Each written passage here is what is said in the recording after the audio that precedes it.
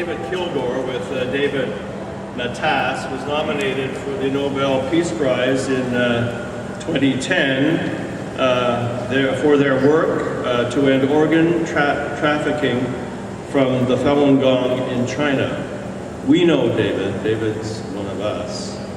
But we probably don't realize what a world figure he is, too. He is one of the most active human rights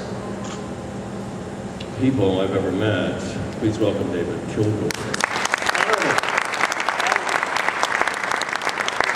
Thank you, Daniel, and thank you very much for arranging this event. Welcome, everybody. I've cut my speech in half, because Erwin is with us, and everybody else has spoken very eloquently, so please forgive me if I seem a bit long. 4 years ago, my wife Laura and I visited Auschwitz-Birkenau. We walked mostly in silence for about 3 hours. It appears that nobody is the same afterwards. I think Moishe has indicated this too. It's the most inhuman place that she and I have ever seen anywhere on earth. If only more of the world's Holocaust deniers would visit, some of them might mute at least this expression of their anti-Semitism. 2 points recalled vividly: the photographer entering the camps with Russian soldiers on January 27th of 1945, and they freed approximately 7,000 surviving inmates, including 400 children, many of them barely alive from starvation. He said, quote, that the perfectly organized facilities were the most shocking thing I saw in film during the war, close quote. Arriving in cattle cars at Birkenau after 1942 from virtually all of the 24 conquered European countries, victims were separated, as I know most of you know, immediately by medical doctors on the basis of whether or not they could work as forced labor in nearby factories. Those deemed unfit were murdered immediately. Approximately 1 million children and adults were killed by cyanide gas. The 2 death camps became the best known symbols of the Holocaust, but as you know, there were others where nearly 5 million people perished. The late Lucy Davidovitz's book, The War Against the Jews, notes, quote, hatred of the Jews was Hitler's central and most compelling belief. It dominated his thoughts and his actions all his life, close quote. In Mein Kampf, Hitler provided much about his personal worldview. He was a confirmed anti-Semite when he was 15. It appears partly because of the influences of teachers at his schools. For him, Jewishness was race only. His views were virtually indistinguishable from the anti-Semitism of the Middle Ages. When combined with his sadomasochism, the result was the most inhuman act in all history. The world has to keep in mind what Hitler had done by the time of his death in 1945. According to Davidowitz, the best estimated number of Jews Hitler and his followers murdered was 5,933,900, or 67% of Europe's pre-Holocaust population, including 3 million Poles, or 90% of the Jewish population of Poland, 90% of the Jewish population of Germany, the Baltics, and Austria, and high percentages in many other countries. Nationals in some countries strongly resisted Nazi efforts to get them to deport Jews to concentration camps. In occupied Denmark, for example, the king and a large number of Danes wore yellow stars to show support for their Jewish neighbors. Danes risked their lives smuggling a large number of Jewish Danes to neutral Sweden. Finland and Bulgaria simply refused Nazi demands to hand over their Jewish citizens. Further away, a few other nations helped. The government of El Salvador, for example, issued more than 30,000 of its passports to Jewish Hungarians so that they could avoid the death camps. Raoul Wallenberg of Sweden disappeared in the Soviet Gulag for doing the same thing. 3 survivors, as has been mentioned, are Vera and George Guerra, Cantor Moshe Krauss, and Trude Rosenberg. Vera will speak shortly. Cantor Krauss survived because the commander of his camp liked his singing. Trude is not able to join us, as you've heard, but at the age of 20, she was small enough to get out the window of a cattle train taking her to a death camp. I want to encourage you to read her book, Unmasked, which was published in English by Carleton University, and the French version was published by the University of Ottawa. We must never forget any of the victims. We must tell and retell their stories. We must never forget. Nous devons toujours souvenir. Hitler's assault on Jews was the culmination of generations of European anti-Semitism. Do you know that only one well-known Christian leader in Germany, Provost Lichtenberg, openly stood up for Jews in his Berlin church, and he paid for his courage with his life? Elie Wiesel, the Nobel laureate for peace, noted, quote, "Everybody knew except the victims. Nobody cared enough to tell us, don't go." If Roosevelt had gone on radio and had simply said, "Jews of Hungary, don't go because Auschwitz is there," if Churchill had done the same, we listened to the BBC, we listened to the radio. I don't understand it, they were good people. Too many in my own faith community, Christianity, stood by as the worst catastrophe in human history was inflicted on sisters and brothers of Jewish faith.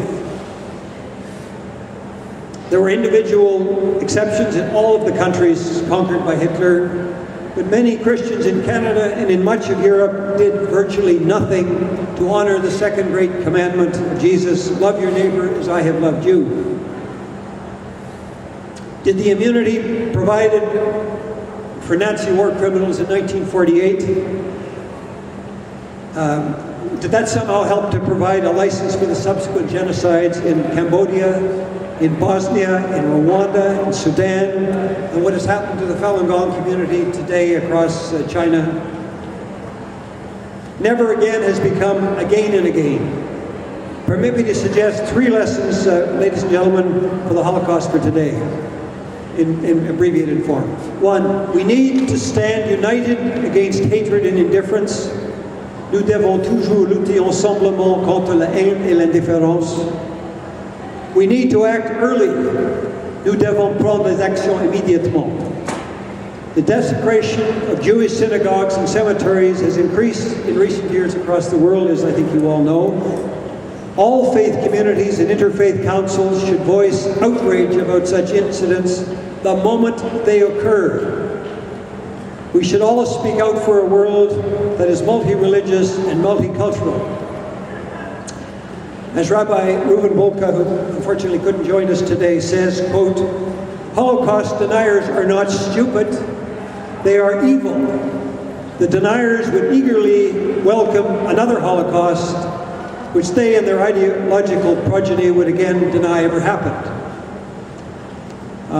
Canada's Prime Minister Harper in the Knesset last month spoke in part about a new anti-Semitism in the world. As he put it, the world has observed in recent years, quote, "the mutation of the old disease of anti-Semitism and the emergence of a new strain in much of the Western world.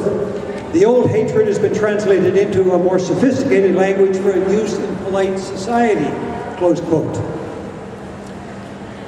Globalizing Hatred, the new anti-Semitism by Dennis McShane, who was the Minister for Europe in Tony Blair's government, is blunt. In 2005-2006, McShane chaired the first ever all-party UK Parliamentary Commission of Inquiry into Anti-Semitism. Just let me stress 2 of the points that his book makes.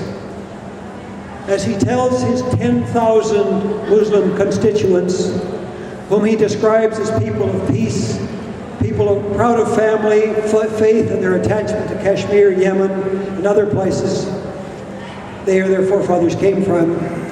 Islam, the faith, is not the issue. Quote, "It is Islamicism, the ideology, that must be discussed openly, and when it supports anti-Semitism or the denial of democracy and human rights, it must be opposed," close quote. McShane's second point, debating Israel and its policies is perfectly legitimate today, but, quote, "what is not legitimate is to turn criticism of Israel into a condemnation of Jews and to paint them today as in the past in negative stereotypes that deny their faith, their birth, their right not to be frightened, and their right to support their affiliations and causes," close quote. So in closing, interfaith harmony is one of the essentials, I believe, and I'm sure all of you do, for a more peaceful 21st century. So I'd like to draw partly on a book published last year called "The Devil That Never Dies, The Rise and Threat of Global Anti-Semitism" by Daniel Goldhagen, formerly of Harvard's academic staff. His thesis is that anti-Semitism has exploded in recent decades, and Flora Love mentioned this a moment ago, insinuating itself into the minds of hundreds of millions of persons around the world. It makes many important points, but let me just make two. The resurgence of anti-Semitism has occurred around the world, especially and unexpectedly in Western countries. Quote, "in public media, places of worship, and then in the privacy of homes." In religious communities, Christians were for centuries told that Jews rather than Romans killed God's Son. The New Testament, before modernization, was replete with inaccurate references to the faith community into which Jesus was born and died. Fortunately, most Christians now repudiate these notions, as the book, Goldhagen's book, mentions. Muslims are told that Jews sought to kill God's prophet, Muhammad, and are the enemies of Allah. Myriad other falsehoods have been repeated by anti-Semites to members of both faith communities and others ad nauseum for centuries. In recent years, the list includes, you've heard them, Jews invented AIDS. Jews are responsible for 9/11. Jews control the United States. Jews caused the Iraq War. Jews are a vanguard of the West to enslave Muslims and destroy Islam. Myriad anti-Semitic books have been published, ladies and gentlemen. The internet affords such writing virtually unlimited opportunities for posting, chatting, tweeting, and other social networking, the author notes. So in conclusion, we must be realistic in the ongoing campaign against anti-Semitism by responsible persons, religions, and governments. The hardcore hate-mongers will probably never be convinced, but many can be, especially young people. Universal human values, including fair-mindedness and compassion, can help us to denounce. The list is long, but it includes racism, anti-Semitism, and other acts of intolerance. Thank you. Merci beaucoup.